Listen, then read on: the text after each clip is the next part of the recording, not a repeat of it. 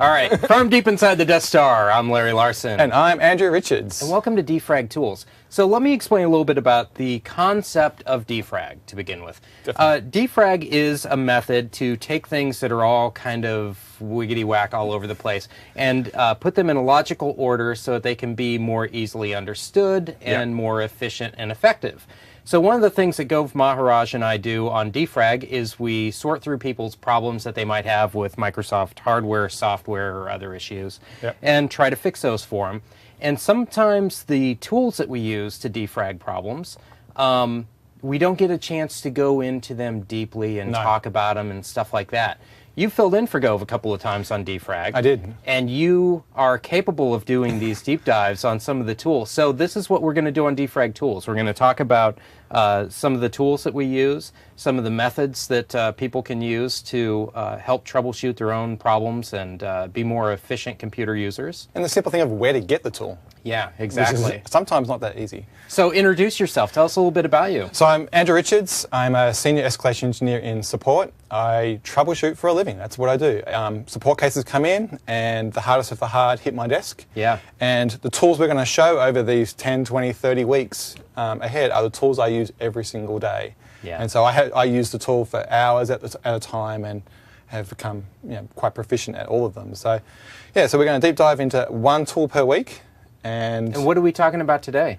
We are actually going to do the fundamental boring thing in the first place is actually go and get the tools. Nice. So, and there's also a little tweak to that is that the tools kind of need configuring. Yeah. And so we're going to go through some boring things like environment variables and stuff like that. And I can't wait. it's going to be awesome. But the whole point is that you, at the end of this, and I'm going to do it real time, so there's no cutting here to show how long it takes, you'll end up with a USB stick. Every proper defragger should have their magical... It's like a wand in Harry Potter. What we're about to do today is on this stick already because it's always in my pocket. Yeah. And I just walk around with it. Yeah, excellent. And I have mine as well. Yeah, and so always have one this is the whole...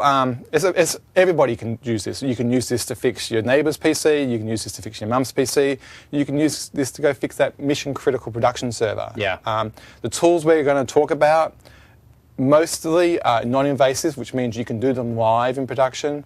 No, worrying about data loss or outage to the server, stuff like that. And when there is one of those issues, I'll make sure I point it out. But across the board, it's non-invasive, so you should feel very confident to go ahead and do this on any machine there is. And since this thumb drive is pretty much the lightsaber to the Jedi, it is. Tell us a little bit about the thumb drive. What size thumb drive do you carry around? Do you have any preference? Does it matter? It doesn't really matter. I only have a 4 gig stick, and I think there's a fair bit free. I think we're talking about less than, I don't know, a couple hundred meg. Yeah.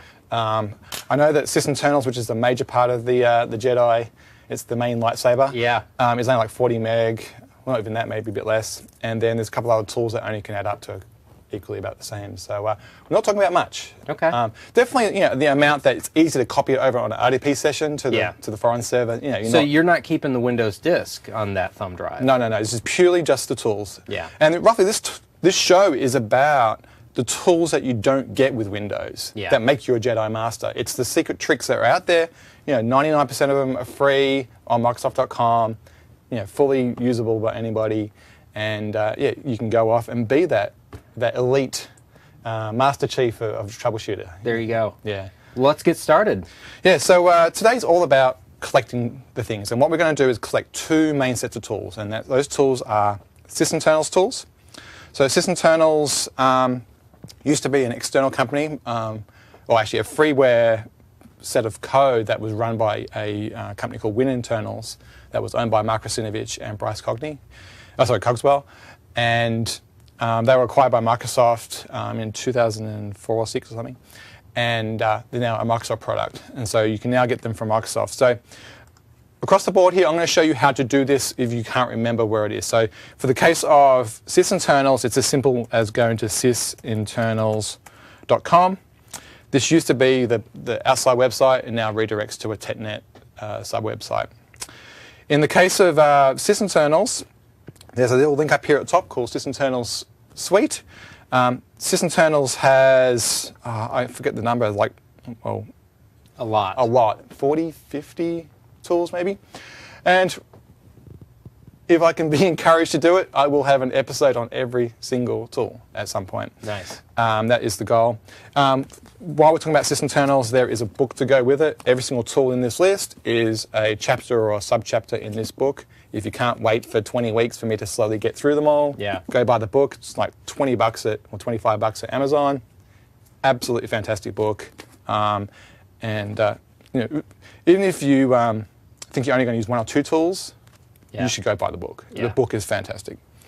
So sysinternals tools is one of our major things. So we had this sysinternals suite, which is the collection of everything. So roughly, or the way this works is every single tool is downloadable by themselves.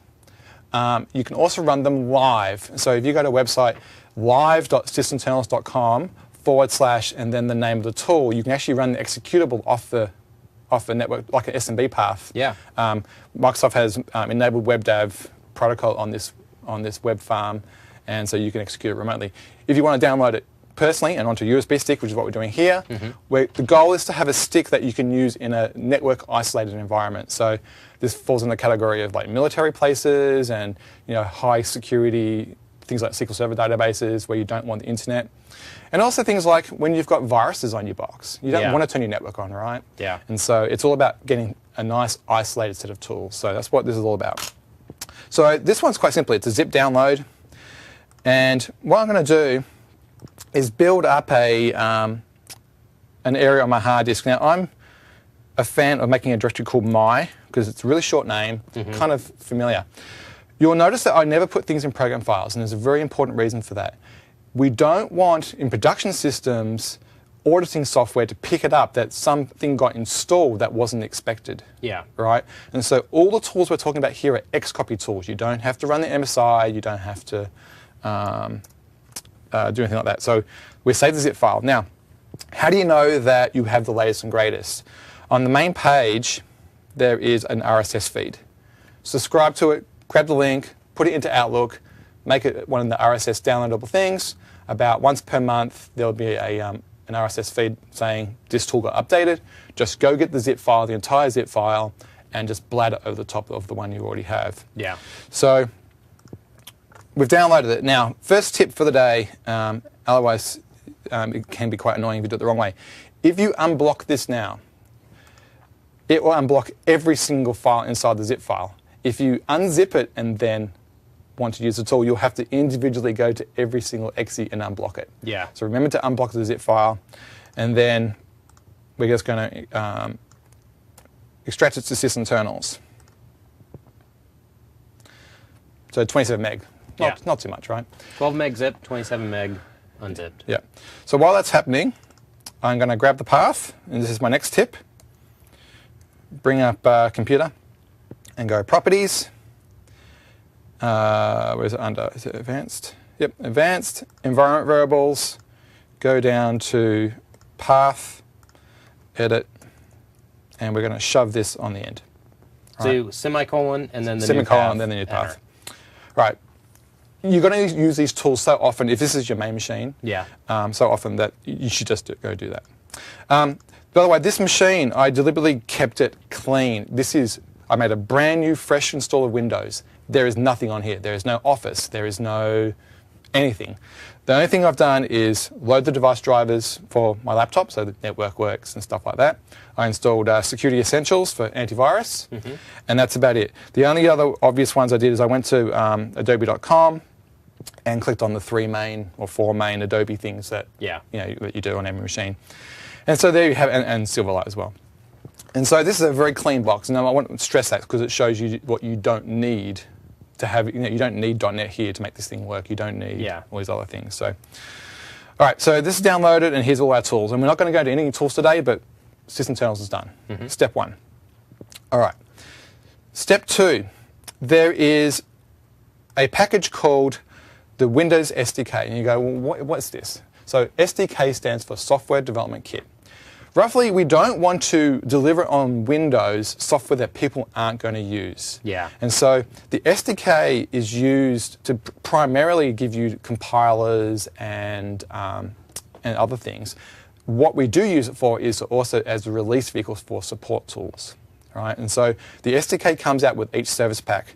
There's 2 versions for Windows 7. Version 7 at RTM, and it says, and .NET Framework 3.5 at that point. And then when it came out for Service Pack 1, which is what this one is, you get the .NET 4. You can tell it's for Service Pack 1 because it has a version number of 7.1.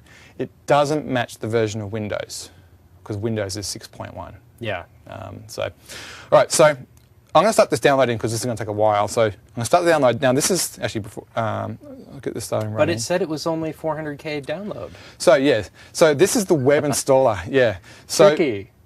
You want to do this on a machine that's internet connected. Yeah. And what we're going to do is, I'm going to get this started because I want to get it running. You can make it. So what we're going to do is install this. Now, we're not developing here, so we don't care about the samples, the compilers, and all that stuff. Now, you have 2 ways of looking at this. You can either install it straight away right now, right? But then you won't end up with the ability to pick it up and put it somewhere else. Yeah. So we're actually going to only select those 3, and this is the 3 tools we're going for here. Application Verifier, which is the tool that works out how an application is misbehaving. Performance Toolkit, which was will go into a deep dive on things like how to work out why your machine doesn't boot fast. Yeah. Why is your disk running slow? Blah, Yeah. blah, blah, blah. Massive topic. Debugging tools for Windows. Massive topic, which we'll get to eventually. We'll go through why an application's hung, why applications crashed, why the system's hung, and why the system's crashed. So there's four episodes there. Debugging tools for Windows also is the fundamental of what we need. This actually has a DLL in it that makes sysinternals and other tools much more powerful, and we'll go into that second. So what we're going to do is install these 4. We might as well get the Visual C runtime at the same time. And so what this is going to do is instead of installing it, it's actually going to install the installer. So all it's going to do is install a MSI file on the hard drive. So while this is running, it's downloading from the internet, just what we selected. What I'm going to do is go back and explain this web page. So how do you find this really quickly? What you do, back to Bing, is you type Windows SDK 7, and you can see 7.1 is already there, but if you want to force the point, .NET 4 is the key. Okay. All right. Now, this is episode 1, and we're doing this about a month or 2 before RTM of Windows 8. I did consider doing the Windows 8 version of this, but I want to give you the release bits. I don't want to give you the beta bits. Yeah. And so we will come back and do a brief recap of how to do exactly what we're doing now, but with the Windows 8 way of doing it. And they did change it a bit. So, but for now, this is the way to do it. So number 1 here, SDK. The point is to remember Windows 7 and .NET Framework 4. That's the 2 keys. So the download was a web download, right? Yeah. If you have plenty of bandwidth and just want to keep this more offline, there is an ISO download as well. Yeah. And so you can get to the same thing by doing that. All right, so this is installing in the background, and it takes a little while. And so while it's going to do that, we're going to talk about the other files that we want. So we need to set up the files that we're going to use, but we also need to set up the environment variables. And particularly, we're going to be worrying about symbols. And explain symbols. All right, so when a program is compiled, you compile it into an exe or DLL. So let's say that you make a program called callcars, right? You'll end up with a program called callcars.exe, and then it will be what's known as a module name, right? So it'll be callcars. And let's say that we have a function called add tires to callcars, right? What you'll see in all these tools is callcars exclamation mark, or in Microsoft parlance, bang. We use the word bang for exclamation mark. Yeah. And then add tires. And so you can only get that string representation with symbols. And so what happens is when we compile it, it just turns into numbers. We say add tires is at the start of the DLL, the exe, plus 11283 bytes, right? And that's where the assembler starts for that function. And then what we need to do is a translation between what's the exe you've got in it, the raw assembler, the hexadecimal in the file, and these nice string names. And so the symbol sits between the exe, the symbols, and the source code. And so what happens is when you compile the source code, we say, this function, by the way, is at this offset, and we put that in a symbol file. Symbol files have the extension PDB, Program Database, right? And so you'll hear PDB files. So the install's done. So next thing we do is need to set up symbols, as I said. So I have a batch file here to do this, and I'll bring it up. Bump up the font a bit. So this is a lot of gobbledygook, right? It doesn't really make much sense. Microsoft provides symbols for the Windows products, all right? And so there are things called private and public symbols. And the difference is Microsoft doesn't want to give out exactly how the code works. But we want to give you a helping hand. And so the symbols that are on this website, http microsoftdownload.microsoft.com download symbols, are public symbols. And so what we tell you is function names. But if you compile your own code, then the symbol information also says, oh, by the way, at this offset in this function, there's a variable, an int that's called foo. Yeah. And so it goes deeper and deeper and deeper. All right. The symbol server from Microsoft only has Microsoft symbols. Microsoft public symbols for Windows. There is other corporations. I know that Citrix, off the top of my head, also runs a symbol server. All right. So what's all this junk on the screen? As I said, I'm making a directory called my.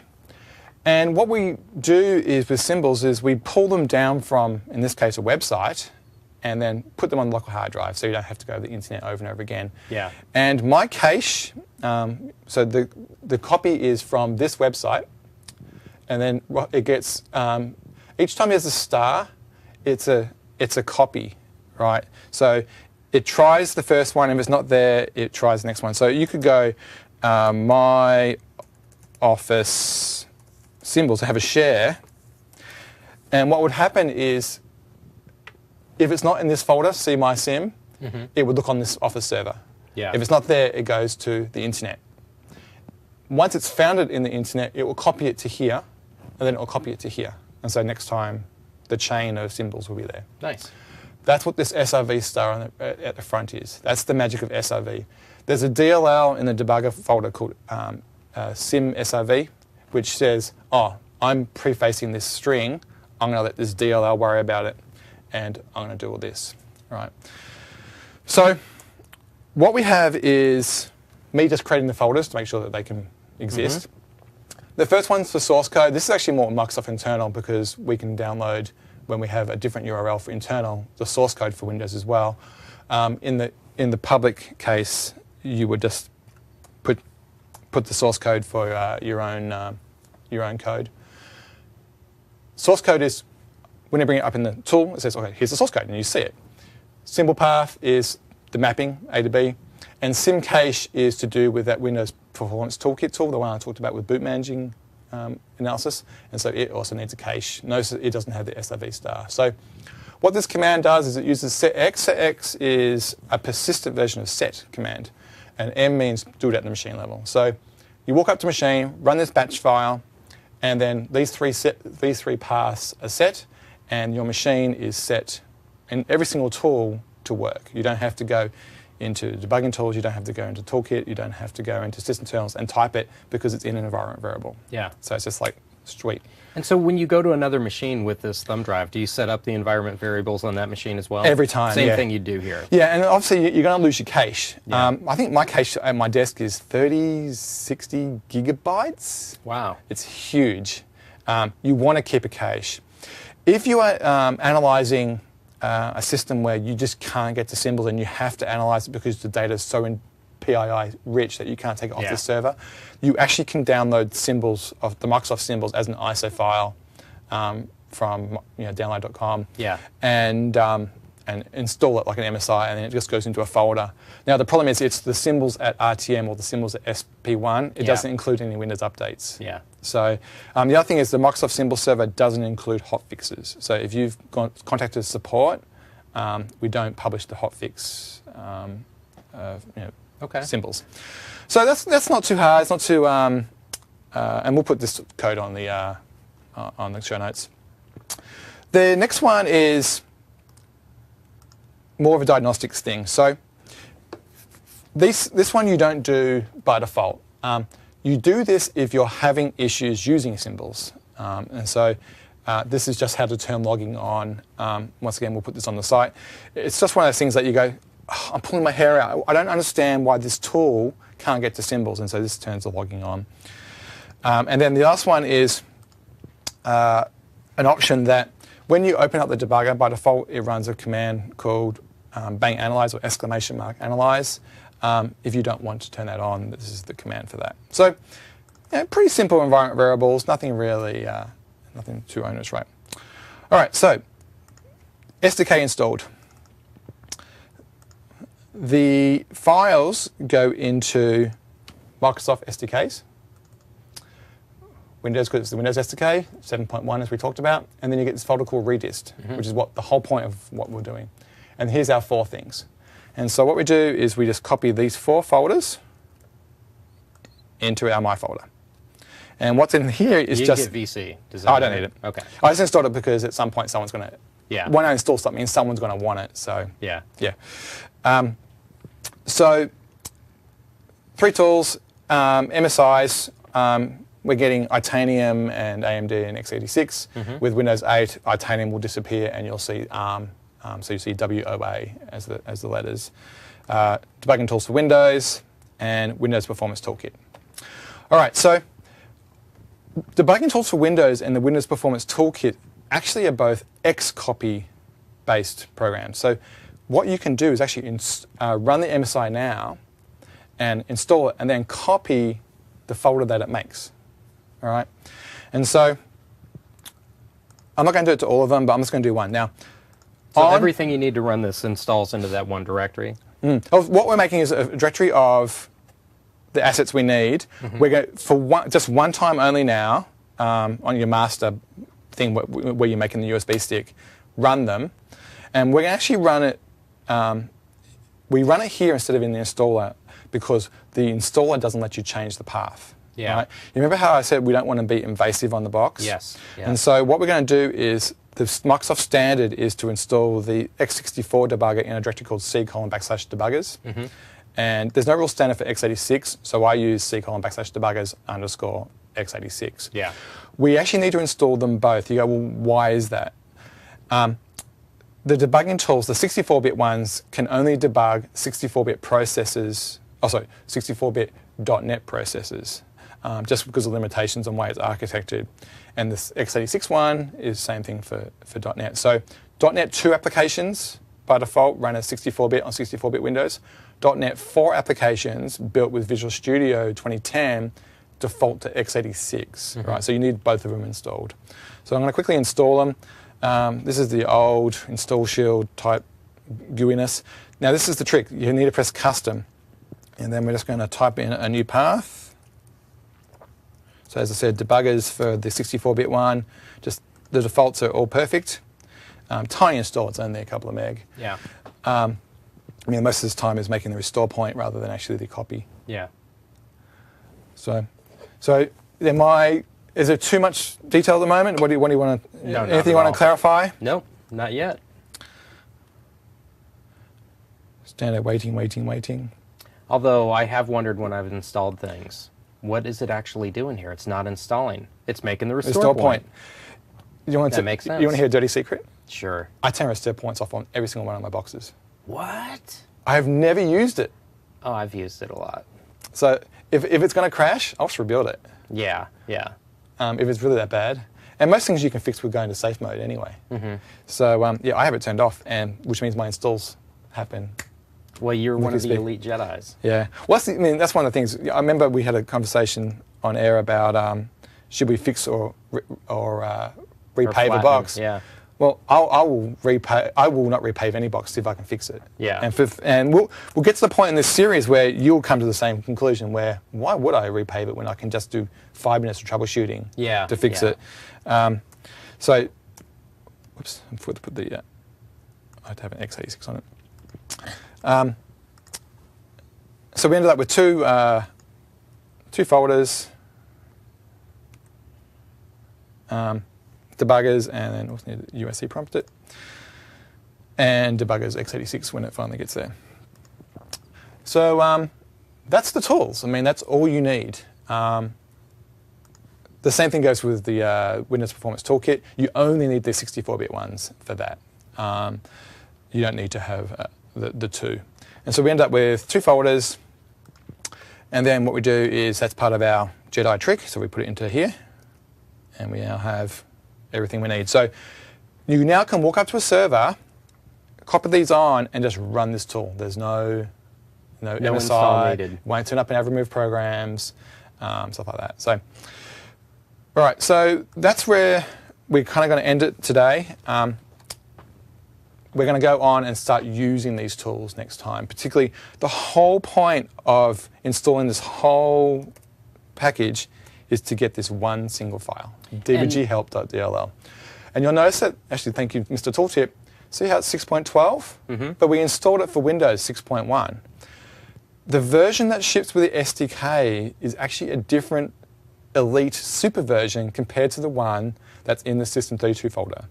The one that's in System32, this DLL is all about capturing and analyzing a live program. And so this is the guy who makes a dump file. This is the DLL who does that.